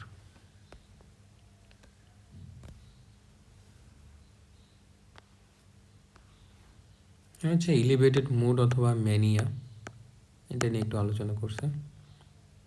তাহলে আগের বক্সটা কিন্তু মোটামুটি মাস্ট টু নো ছিল। সেই এলিভেটেড মুডের মধ্যে সাধারণত আমরা দেখি বেশিরভাগ পেশেন্টেরই ডিপ্রেশন থাকে, মানে অ্যাজ এ হোল মুডের যেই সমস্যাগুলো। বাট কিছু কিছু পেশেন্টের কী থাকতে পারে? ম্যানিয়া থাকতে পারে। ম্যানিয়াকে আবার আমরা দুইটা ভাগে ভাগ করি। একটা হচ্ছে যারা লেস সিভিয়ার, তাদেরকে বলতেছি হাইপোম্যানিক। আর যারা একটু বেশি সিভিয়ার, তাদেরকে আমরা বলতেছি কি? ম্যানিয়াতে ভুগতেছে। এই ম্যানিয়ার কিছু সিমটম আছে, যেমন সে সবসময় চেয়ারফুল থাকবে, বন্ধু বান্ধব সবার আরে বেটা তো চিন্তা করস কে, মানে এটা তো বলা স্বাভাবিক, মানে একটা লেভেল থাকে, বাট সে এক্সেসিভ বলবে যে কোনো চিন্তা নাই, চিল। তারপরে কি থাকবে? ইনফেকশাস জুবিলিটি থাকবে। দেন ওভার অ্যাক্টিভিটি থাকবে, সে ঘুমাবে না, খাবে না, লস অফ অ্যাপেটাইট। দেন হচ্ছে undue optimism, over talkativeness, irritable, recklessness. Then হচ্ছে সেক্সুয়াল বিহেভিয়ার অ্যাবনর্মালিটি থাকবে। আনডিউ অপটিমিজম যে বললাম, এটার মানে কি? এটার মানে হচ্ছে সে এক্সেসিভ বিলিভ করে যে তার ফিউচার ভালো হবেই। যেমন আমরা মুসলমান হিসেবে চিন্তা করি আল্লাহ আমার জন্য যা লিখে রাখছেন ভালোই, অবশ্যই আমার সাথে ভালো কিছু হবে। বাট সে এটা তো একটু নর্মাল, বাট সে অতিরিক্ত বিশ্বাস করবে। তো ম্যানিয়াতে সব কিছুই অতিরিক্ত আর কি। এছাড়াও তার কী থাকবে? প্রেশার অফ স্পিচ থাকবে, কথা বললে আর থামতে যাবে না, মানে কথা বলতেই হবে তাকে। এর হচ্ছে ইনভেস্টিগেশনস। তাহলে ম্যানিয়ার পেশেন্টের আমরা ইনভেস্টিগেশনস কী কী করবো? আমরা ওইখানে একটু আগে পড়ছিলাম শখের মধ্যে যে যাদের থাইরোটক্সিকোসিস আছে বা হাইপারথাইরয়েডিজম, এইটা তাদের কী হইতে পারে? ম্যানিয়া হইতে পারে। তো আমি একটা পেশেন্টকে যখনই সাসপেক্ট করব যে এটা ম্যানিয়ার রোগী, তাহলে আমি থাইরয়েড এক্সক্লুড করব। ঠিক আছে, তাহলে একটা কী করলাম? হাইপারথাইরয়েডিজম এক্সক্লুড করলাম টিএসএস দেখার মাধ্যমে। এরপরে পেশেন্টের ড্রাগ হিস্ট্রি নিব। ঠিক আছে, ড্রাগ হিস্ট্রি নিব, কারণ কিছু ড্রাগ আছে যেগুলা ম্যানিয়া করতে পারে। একটা হচ্ছে গ্লুকোকর্টিকয়েড, হচ্ছে রেক্রেশনাল ড্রাগ। রেক্রেশনাল ড্রাগ হচ্ছে যেটা হচ্ছে আনন্দ দেয়, ঠিক আছে, ভালো লাগানো কাজ করে এই সকল ড্রাগ। আর কিছু আছে হার্বাল ড্রাগ। তো এই সকল কিছু খাই কিনা সেটা আমি রিভিউ নেব। এছাড়া পেশেন্টের হিস্ট্রি নিব, সে আগে থেকেই বাইপোলার কিনা। তো এই লাইনগুলো হচ্ছে মাস্ট টু নো লাইন। আর এখানে সিমটম তো মাস্ট টু নোই, এগুলো এমসিকিউ আসতে পারে। আর এক্সক্লুড করবো কি? থাইরোটক্সিকোসিস, এটা হচ্ছে মাস্ট টু নো। এছাড়া কুশিং ডিজিজ, এটা জানতেই হবে। এছাড়া সিফিলিস অ্যান্ড ক্যাফালাইটিসও পড়লে ভালো। হচ্ছে অ্যাংজাইটি। অ্যাংজাইটি মানে কি? চিন্তা করা। একটা তো হচ্ছে চিন্তা, এটা হচ্ছে ভালো, সবারই চিন্তা করা উচিত, কিন্তু অতিরিক্ত বেশি চিন্তা ভালো না, যেটাকে আমরা বলি দুশ্চিন্তা।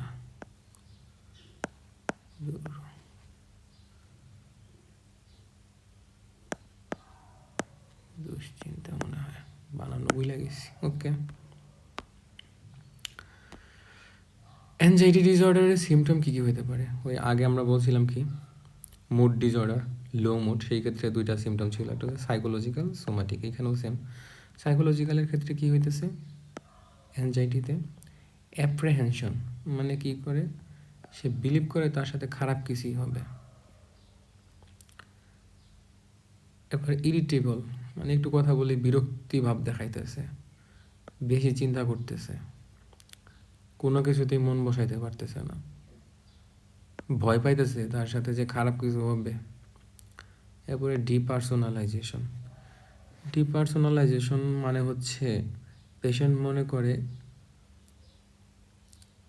সে তার নিজের থট অথবা ইমোশন থেকে ডিটাচড, মানে তার অ্যাকশন বা বিহেভিয়ার সে নিজেকে নিজে চিনতে পারে না, মনে হয় বাইরে থেকে কেউ তারে অর্ডার করে এগুলো করাইতেছে। হচ্ছে ডিপার্সোনালাইজেশন। দেন হচ্ছে সোমাটিক। সোমাটিকের মধ্যে কি পেতেছি? সোমাটিক আমরা বলছিলাম না, সোমা মানে দেহ, ঠিক আছে। তাহলে বডিলি যে সিমটম বা ফিচার, ওই দুটাকে আমরা বলতেছি সোমাটিক ফিচার। কী কী হইতে পারে? অ্যাংজাইটি, যখন একটা মানুষ অ্যাংজাইটিতে ভোগে, যেমন মেডিকেল স্টুডেন্টের ক্ষেত্রে প্রফ দেওয়ার আগের মুহূর্তে ভিতরে তার বন্ধু প্রফ দিতেছে, এরপরের ডাক্তার, মানে সিরিয়ালে সে, এরপরে যখন বাইরে বসে থাকে তখন তার কী হয়? জাস্ট চিন্তা করি আমরা চোখ বন্ধ করে, কারণ সবাই তো এটা ফেস করে আসছি। বুক ধড়ফড় করে, পালপিটেশন, হাত পা কাঁপাকাঁপি শুরু হয়ে যায়, ট্রেমর। দেন ঘাম ছুটানি যায়, মানে অবস্থা খারাপ হয়ে যায়, সোয়েটিং হচ্ছে, বারবার তার প্রস্রাব পায়খানা ধরে। ঠিক আছে, তাহলে এখানে পালপিটেশন হচ্ছে, ট্রেমর হচ্ছে, সোয়েটিং হচ্ছে, ডায়রিয়া হয়, বারবার প্রস্রাব পাইতেছে, বুকে ব্যথা হয়। স্বাভাবিক, পালপিটেশন যার হইতেছে তার বুকে ব্যথা হইতে পারে। তারপরে পরীক্ষার আগের রাতে সে ঘুমাইতে পারে না, শ্বাসকষ্ট শুরু হইতে পারে, মাথা ব্যথা হয়। তো এইগুলা মুখস্থ করার দরকার নাই, মানে এটা হচ্ছে must to no box, but এই সিমটমগুলো তো সবাই মানে নিজেকে ওই সিচুয়েশনে কল্পনা করলে মনে রাখতে পারে।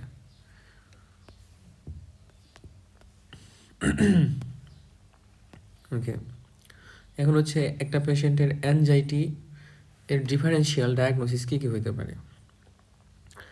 এটা হচ্ছে নর্মাল রেসপন্স টু থ্রেট, এটা একটা কজ হতে পারে। সো অ্যাংজাইটি নিয়ে আসছে, আমি চিন্তা করবো তার কী সমস্যা, তার কাছ থেকে আমি হিস্ট্রি নিব যে আপনাকে কেউ থ্রেট দিছে কি না, আপনি কোনো মানে মৃত্যুর হুমকি বা আরও অন্যান্য কোনো থ্রেট পাইছেন কি না, কেউ ভয় দেখাচ্ছে কি না। এইটা একটা কারণ হতে পারে অ্যাংজাইটির। আরেকটা কারণ হতে পারে কি অ্যাডজাস্টমেন্ট ডিসঅর্ডার। সে হঠাৎ করে নতুন একটা চাকরিতে জয়েনিং দিছে, এখন চাকরিতে জয়েনিং যেখানে দিছে সেইখানে তার পরিচিত কেউ নাই, তারপরে নতুন চাকরি, নতুন একটা পরিবেশে নিজেকে খাপ খাইয়ে নিতে পারতেছে না, এটাই হচ্ছে তখন সে কী করবে, মানে অ্যাংজাইটিতে ভুগবে। এটা একটা অ্যাডজাস্টমেন্ট ডিসঅর্ডার। দেন জেনারেলাইজড অ্যাংজাইটি ডিসঅর্ডার, ঠিক আছে, জেনারেলাইজড অ্যাংজাইটি ডিসঅর্ডার, এটা কি আমরা পড়বো। এরপরে হচ্ছে প্যানিক ডিসঅর্ডার, যখন প্যানিক করে ওই যে আর কি এক্সাম হলে বা পরীক্ষা দেওয়ার আগ মুহূর্তে ভাইবা। এরপর phobic disorder, phobic disorder, panic disorder, এগুলোর পার্থক্য আমরা পড়বো। বাট এখানে হচ্ছে সে ভয় পাবে এবং ভয় পেয়ে সিচুয়েশনটাকে অ্যাভয়েড করবে। এটা এবার এফসিপিএসে আসছিল, এসবিএ। আচ্ছা, এরপরে কিছু অর্গানিক মেডিকেল কজ আছে। অর্গানিক মেডিকেল কজ বলছিলাম কি, এগুলো তো সাইকিয়াট্রিক বা সাইকোলজিক্যাল। তাহলে এমন কী কী কন্ডিশন আছে, ডিজিজ কন্ডিশন, যেখানে অ্যাংজাইটি হতে পারে? Hyperthyroidism, paroxysmal arrhythmia, pheochromocytoma, alcohol, benzodiazepine, hypoglycaemia, temporal loop epilepsy. তাহলে হাইপারথাইরয়েডিজমে পেশেন্টের কী হয়? অ্যাংজাইটি লাইক সিমটম, যেমন ট্রেমর হবে, পালপিটেশন হবে,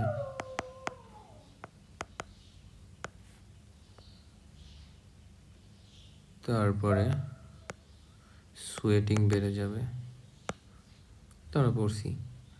ফিউক্রোমোসাইটোমাতে অলমোস্ট সেম ফিচারই থাকবে, এর সাথে হ্যাডেক থাকবে ফিউক্রোমোসাইটোমাতে। তাহলে একটা পেশেন্টের যদি অ্যাংজাইটি থাকে, আমাদের অবশ্যই থাইরোটক্সিকোসিস এবং ফিউক্রোমোসাইটোমা ডিডিতে রাখা উচিত। ফিউক্রোমোসাইটোমা কি, এগুলো আমরা এন্ডোক্রাইন আলোচনা করব।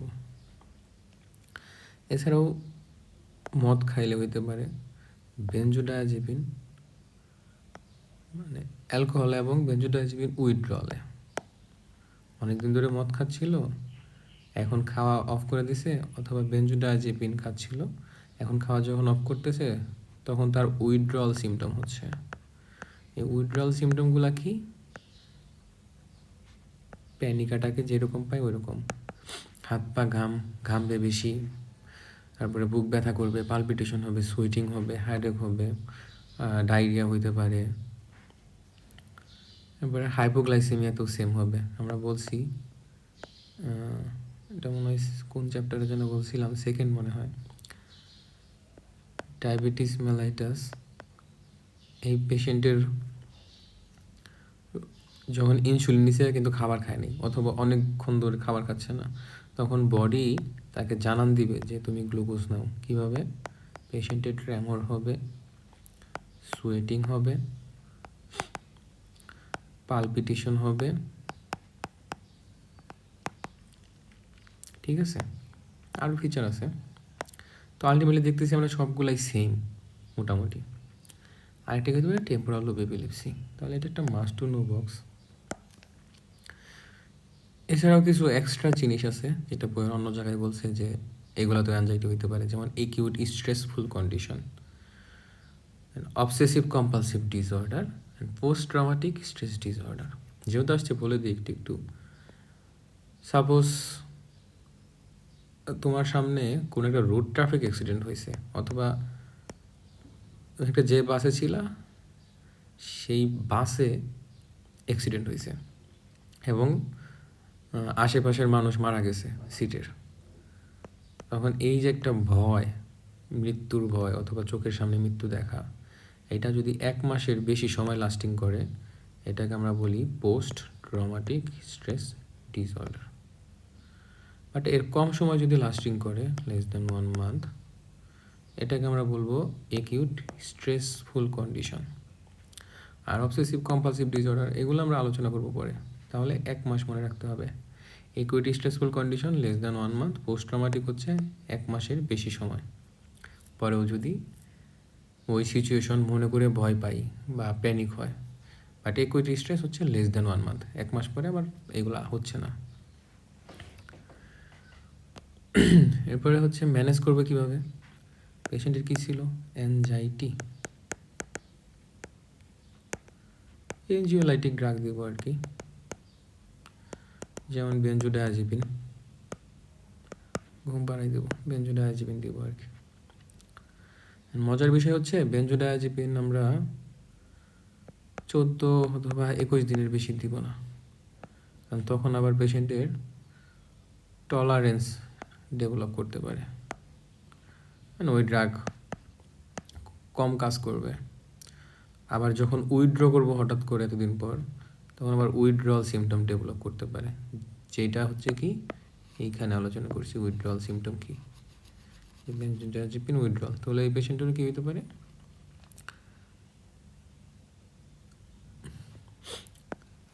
ট্রেমর, রেস্টলেসনেস, পালপিটেশন, এইগুলো।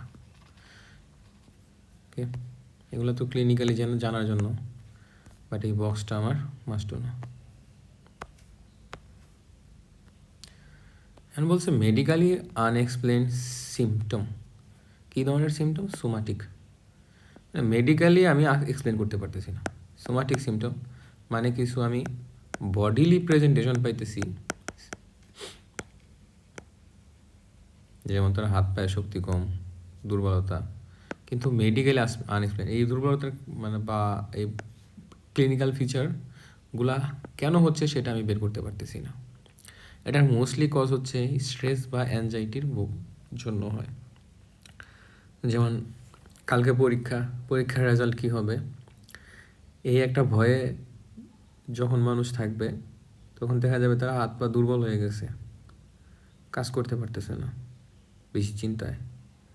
তাহলে এই যে জিনিসটা হচ্ছে, এটা হচ্ছে মেডিক্যালি আনএক্সপ্লেইনড সোমাটিক সিমটমস। রিস্কগুলা কী কী আছে? Risk factor for psychological problem associated with medical condition. পেশেন্টের আগের হিস্ট্রি আছে ডিপ্রেশন অর অ্যাংজাইটির, then lack of social support. তাহলে সে ডিপ্রেস অথবা অ্যাংজাইটিতে ভুগতেছে, অথবা আগের হিস্ট্রি আছে, সোশ্যাল সাপোর্ট পাচ্ছে না তেমন একটা, তার নতুন একটা মেডিকেল ডিজিজ ডায়াগনোসিস হয়েছে যেটা হচ্ছে সিরিয়াস, এবং এই মেডিকেল কন্ডিশনের জন্য যেই ট্রিটমেন্ট পাচ্ছে ওই ট্রিটমেন্ট কাজ করতেছে না, অথবা যেই ট্রিটমেন্টটা আমি দিচ্ছি ওইটা পেশেন্টের জন্য আনপ্লিজেন্ট। যেমন আমি তাদের সাপোজিটরি দিচ্ছি, সাপোজিটরি তো পেশেন্টগুলো নিতে চায় না সাধারণত। তারপরে হচ্ছে কি, পেশেন্টকে আমি ডিসচার্জ দিছি, হঠাৎ করে সে 7-8 দিন হসপিটালে ছিল, মানুষের কেয়ার পাইতেছিল, এখন যখন ডিসচার্জ দিছি তখন ওই ফ্যামিলির কেয়ার তোর পাবে না। তারপরে ইমপেন্ডিং ডেথ, এই সকল কন্ডিশনে এই সাইকোলজিক্যাল প্রবলেমগুলো হইতে পারে। এখন এই সাইকোলজিক্যাল প্রবলেমগুলো কী কী, মানে মেডিক্যালি আনএক্সপ্লেইনড সোমাটিক সিমটমগুলো কী কী হইতে পারে? জিআইটির মধ্যে পেশেন্টের কী হইতে পারে? IBS, functional dyspepsia. গাইনোকোলজিতে কী হতে পারে? Premenstrual syndrome, chronic pelvic pain. রিউমাটোলজিতে ফাইব্রোমায়ালজিয়া। কার্ডিওলজিতে কার্ডিয়াক অথবা non cardiac chest pain. Respiratory মেডিসিনে হাইপারভেন্টিলেশন সিনড্রোম। দেন ইনফেকশাসে পোস্ট ভাইরাল ফ্যাটিক। নিউরোলজিতে হতে পারে tension type headache, non epileptic attack, functional gait disorder. Dentistry, এখানে হতে পারে temporomandibular joint dysfunction. Ear nose থ্রোটে হতে পারে গ্লোবাস সিনড্রোম। অ্যালার্জিক মেডিসিনে হতে পারে মাল্টিপল কেমিক্যাল সেন্সিটিভিটি। তাহলে এখানে বলতেছে যে একটা মানুষ যখন অ্যাংজাইটি অথবা স্ট্রেসফুল সার্কামস্ট্যান্সেস ফেস করতেছে, তখন তার শরীর অ্যাবনর্মালি ফাংশন করতে পারে, যেগুলোর কারণ আমরা জানি না। যেমন অনেকের ক্ষেত্রে কী হতে পারে? বেশি বেশি বাথরুমে যেতেছে, ইরিটেবল বাউল সিনড্রোম। আমরা এই পয়েন্টগুলো শুধু জেনে রাখবো, রিডিং দেব। এরপরে গাইনোকোলজিক্যাল প্রবলেমের মধ্যে পেশেন্টের তলপেটে ব্যথা হচ্ছে। রিমাটোলজিক্যাল সিস্টেম আর কি, মাসল ব্যথা হইতেছে। দেন কিছু পেশেন্টের বুকে ব্যথা করতে পারে। যেটা সব থেকে বেশি হয় সেটা হচ্ছে রেসপিরেটরি সিস্টেমে পেশেন্টের হাইপার ভেন্টিলেশন হয়, মানে বেশি বেশি শ্বাস ছাড়ে। নিউরোলজিতে পেশেন্টের টেনশন টাইপ হেডেক হয়, সেই স্ট্রেস বা ইসের জন্য টেনশন টাইপ হেডেক ফিল করে। ফাংশনাল গেট ডিসঅর্ডারও হতে পারে, হাঁটতে পারে না। এগুলো হচ্ছে must to know. Then allergic মেডিসিনে মাল্টিপল কেমিক্যাল সেন্সিটিভিটি থাকতে পারে। তাহলে এই বক্সটা আমরা একটু পরে রাখবো।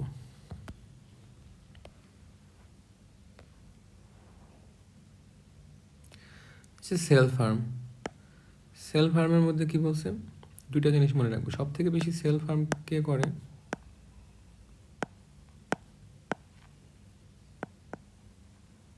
ফিমেল। বাট সব থেকে বেশি সেলফ হার্ম ইনডিউস সুইসাইড কে করে?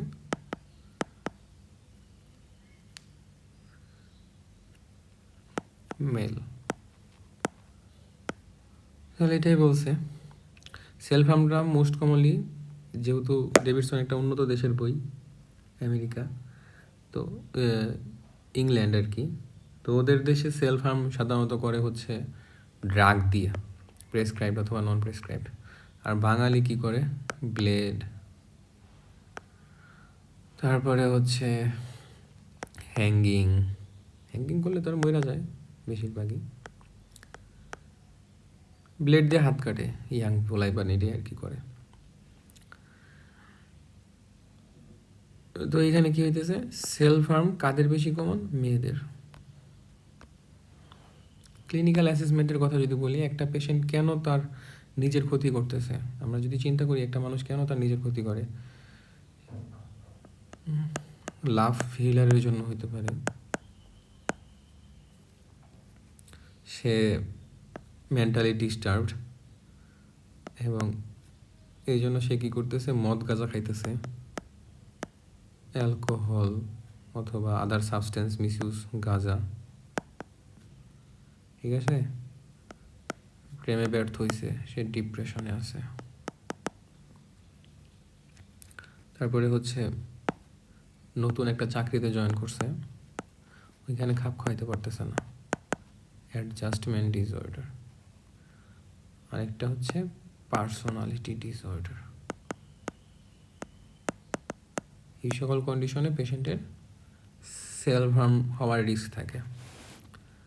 তাহলে প্রেমে ব্যর্থ হয়ে মদ গাঁজা খাওয়া শুরু করছে এবং ডিপ্রেশনে ভুগতেছে, এই একটা কজ। আরেকটা কজ কী হতে পারে? Adjustment disorder. আরেকটা কজ হচ্ছে পার্সোনালিটি ডিসঅর্ডার। মানে এখানে বলছে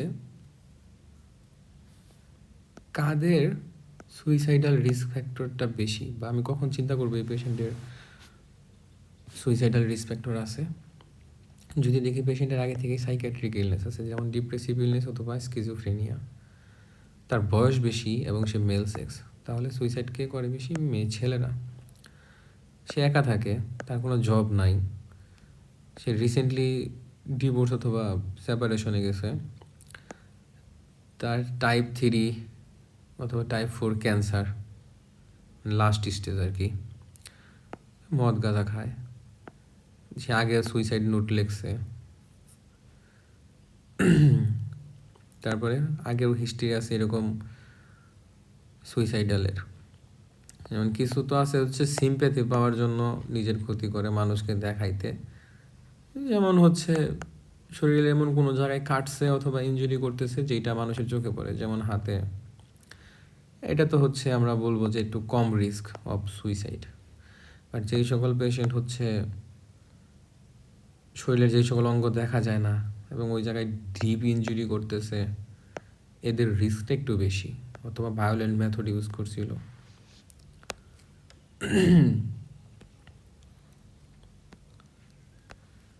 এখন হচ্ছে ডিস্টার্ব অথবা অ্যাগ্রেসিভ বিহেভিয়ার। ডিস্টার্ব অথবা অ্যাগ্রেসিভ বিহেভিয়ারে কি হচ্ছে,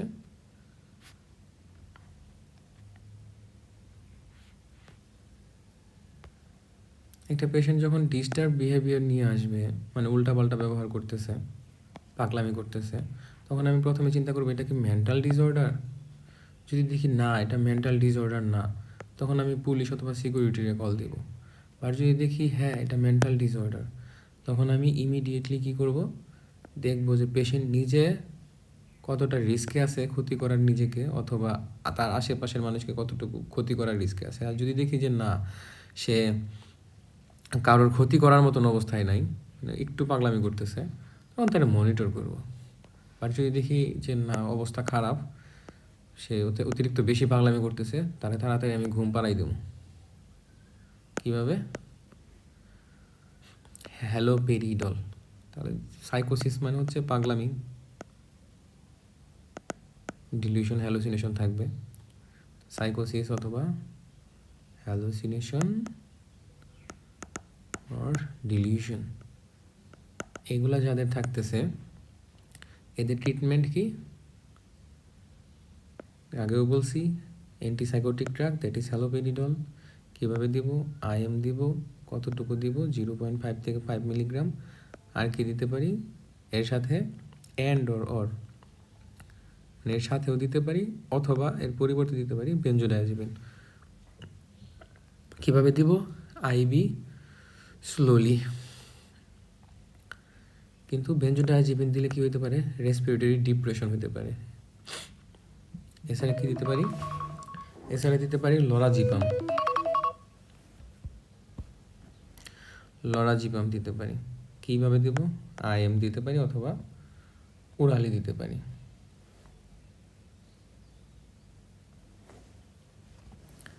ওকে,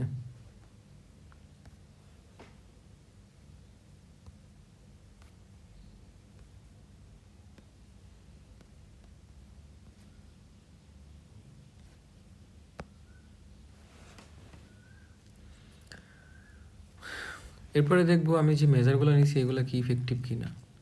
যদি ইফেক্টিভ হয় তাহলে তো তাকে আমি শুধু মনিটর করব। আর যদি দেখি না ইফেক্টিভ না, তখন আমি সিনিয়রের সাথে যোগাযোগ করব, সিনিয়র স্টাফের সাথে আর কি, এবং তারে মিডাজোলাম অথবা প্যারালডিহাইড দেওয়ার চিন্তা করব।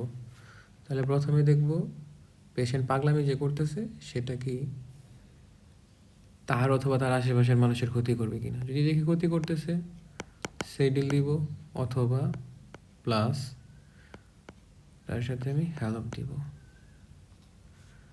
এরপরে যদি দেখি যে পাগলামি থামতেছে না, আর হ্যালোপ দিলে যেহেতু এক্সট্রা পিরামিডাল সাইড এফেক্ট হতে পারে, তাই পার্কিনিলও দিতে পারি। আর যদি দেখি এরপরে ভালো হইতেছে না, তখন সিনিয়রের সাথে যোগাযোগ করব যে এটাকে মিডাজোলাম অথবা প্যারালডিহাইড দেওয়া যায় কি না। ওকে, সেলফ হার্মেরও একটা বক্স আছে। তাহলে এটা হচ্ছে এখানে এইটুকু হচ্ছে মাস্ট টু নো আর ক্লিনিক্যাল ইম্পর্টেন্ট।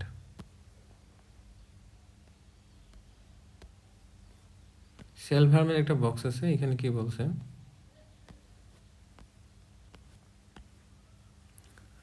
বক্স বলতে ফিগার।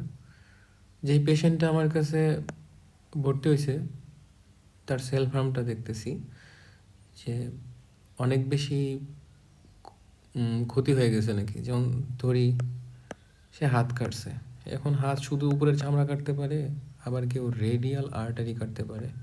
যারা দেখবো রেডিয়াল আর্টারি কাটা ফেলছে এর তো ব্লিডিং বেশি হচ্ছে, আর ব্লিডিং বেশি হচ্ছে মানে কি শরীরে ব্লাড কমে যাচ্ছে, এই পেশেন্টের শকে চলে যাওয়ার রিস্ক আছে।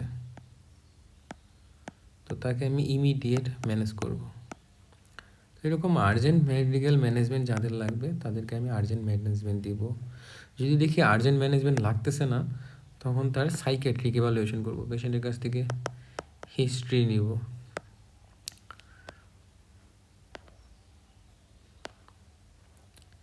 আর যদি আর্জেন্ট মেডিকেল ট্রিটমেন্ট থাকে তাহলে তো আর্জেন্ট মেডিকেল ট্রিটমেন্ট দিলাম।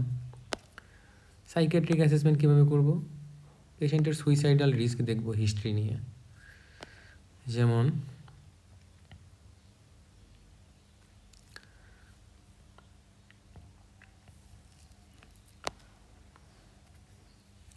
যদি সুইসাইডাল রিস্ক থাকে সিগনিফিকেন্ট সাইকিয়াট্রিক ইলনেসের জন্য, তখন তাকে আমি অ্যাসেস করব। আর যদি দেখি যে না, যদি না থাকে তাহলে শুধু অ্যাসেস করবো। আর যদি দেখি যে না, তার সাইকিয়াট্রিক ইলনেস সাসপেক্ট করতেছি, সাইকিয়াট্রিক ওয়ার্ডে তাকে অ্যাডমিশন দেব। ওকে, এটা জাস্ট রিডিং দিলেই হবে, পরীক্ষা ইম্পর্টেন্ট না।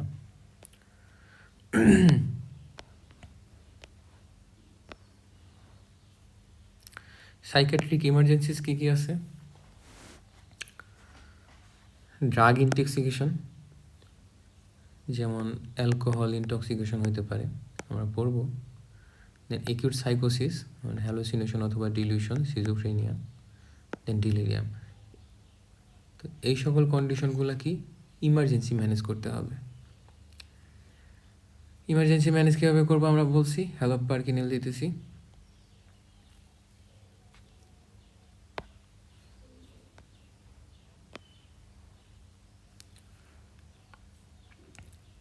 ওকে, তাহলে ওইটাই বলছে যে সাইকোসিসের পেশেন্ট আমরা কীভাবে ম্যানেজ করবো, পারকিনিল দিব, অথবা এর সাথে বেনজোডায়াজিপিনও দিতে পারি। আলটিমেট উদ্দেশ্য হচ্ছে পেশেন্টকে ঘুম পাড়ায় দেওয়া বা সিডেশন হ্যালোপিরিডলের মাধ্যমে অথবা বেনজোডায়াজিপিনের মাধ্যমে। বেনজোডায়াজিপিন আবার আমরা বলতেছি লরাজিপাম অথবা ডায়াজিপাম। এখানে যেহেতু আসছে আমরা বলে দিই, যাদের হ্যাপাটিক ডিজিজ আছে, এটা আমরা সেকেন্ড অধ্যায়ে আলোচনা করছি, হ্যাপাটিক ডিজিজে লরাজিপাম দিব।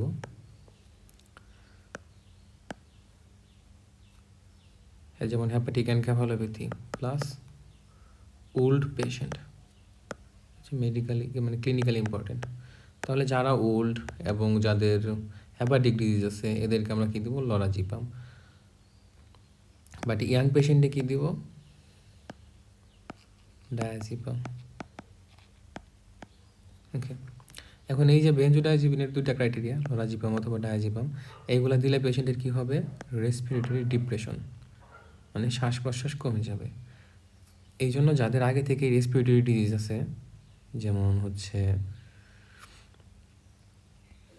সিওপিডি অথবা অ্যাজমা,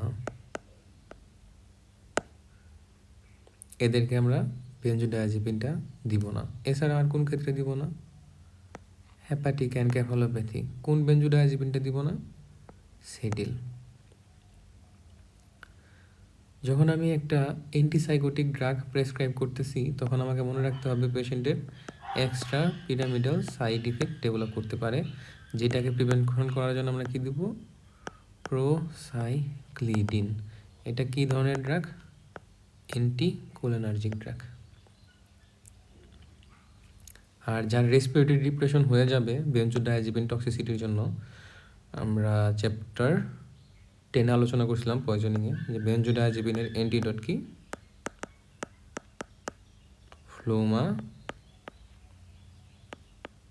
ফ্লোমাজিনিল। তাহলে এটা হচ্ছে মাস্ট টু নো, ফ্লোমাজিনিলটা অ্যান্টিকোলিনার্জিকের জন্য এতদিনে তো মুখস্থ হওয়ার কথা, must to know. Then respiratory disease যাদের আছে এদের দিব না, নাইস টু নো, এটা তো মাস্ট টু নো।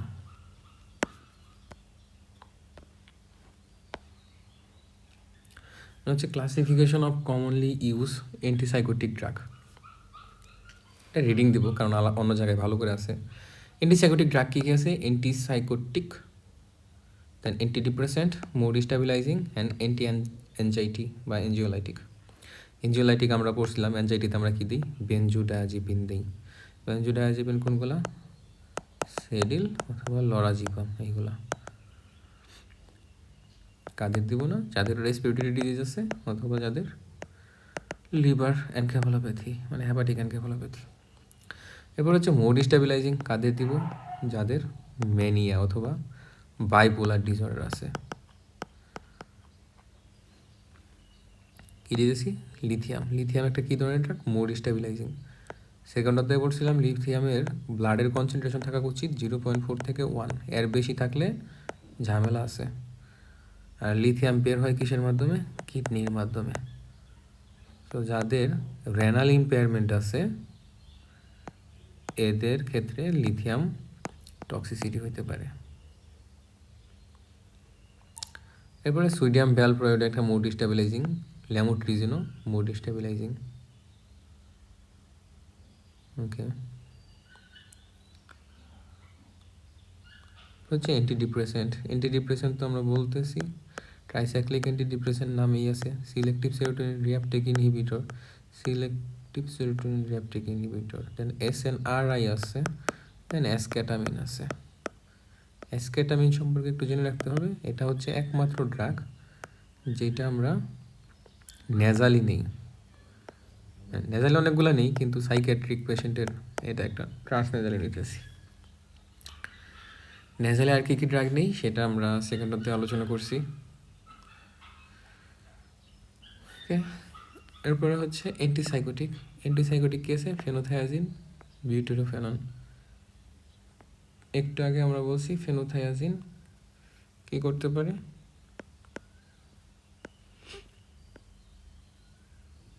ওই যে অর্গানিক মুড ডিসঅর্ডার ওইখানে পড়ছিলাম আর কি, ড্রাগ কজে। ওকে, এখন হচ্ছে প্রিন্সিপাল অফ ম্যানেজমেন্ট।